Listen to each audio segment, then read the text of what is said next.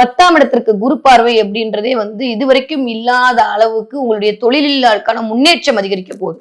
தொழில ஒரு இன்கிரிமெண்ட், ஒரு ப்ரமோஷன், தொழிலுக்கான ஒரு வெற்றி வாய்ப்பு, வேற இடத்துக்கு டிரான்ஸ்பர் ஆகுது, வேலைக்காக சில விஷயங்களை மேற்கொள்ளுதல், கருமம் சார்ந்து கருமிகள் சார்ந்து சில விஷயங்கள் எல்லாமே கிளென்ஸ் ஆறது, நெகட்டிவிட்டி எல்லாம் அதுவாகவே அப்படியே மறையிறது. ஏதோ ஒரு வழிபாடு, ஏதோ ஒரு வாட் எவர் இட் இஸ், உங்களுடைய மதம் சார்ந்து, உங்களுடைய இனம் சார்ந்து, உங்களுக்கான என்னென்ன வழிபாடுகள் இருக்கிறதோ, உங்க குலம் சார்ந்த வழிபாடுகள் எல்லாம் இந்த தடவை மேற்கொள்ள போறீங்க.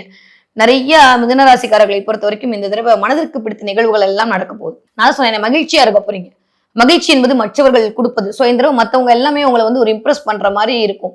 நம்மளே எல்லாருக்குமே கொடுத்துட்டே இருக்கோமேன்ற மாதிரி தாட் ப்ராசஸ் போய் இல்ல எப்பயுமே நான் கொடுக்குறேன் நீ கொடு அப்படின்ற மாதிரியான ஒரு கான்செப்ட் எப்பயுமே உள்ளுக்குள்ள ஓடிக்கிட்டே இருக்கும் மிதுனத்துக்கு. இந்த தடவை அதெல்லாம் இல்லாம போயிட்டு போறான் போ, நம்மளே கொடுப்போம், அப்ப நம்மளே கொடுப்போம்னு சொல்ற அளவுக்கு இந்த தடவை கடவுள் உங்களை பிளஸ் பண்ண போறாரு. சோ மிதுன ராசிக்காரர்களுக்கு இந்த தடவை நல்லா எழுதி வச்சுக்கோங்க. வேலையில் இருந்த சுணக்கமான நிலையெல்லாம் மாறி சந்தோஷம் அதிகரிக்க போகிறது. வேலை வாய்ப்பு கூடி வரப்போகிறது. இந்த நவம்பர் மாசம் அது எஸ்பெஷலி 15ஆம் தேதிக்கு அப்புறம் வெற்றி வகை சூட போறீங்க.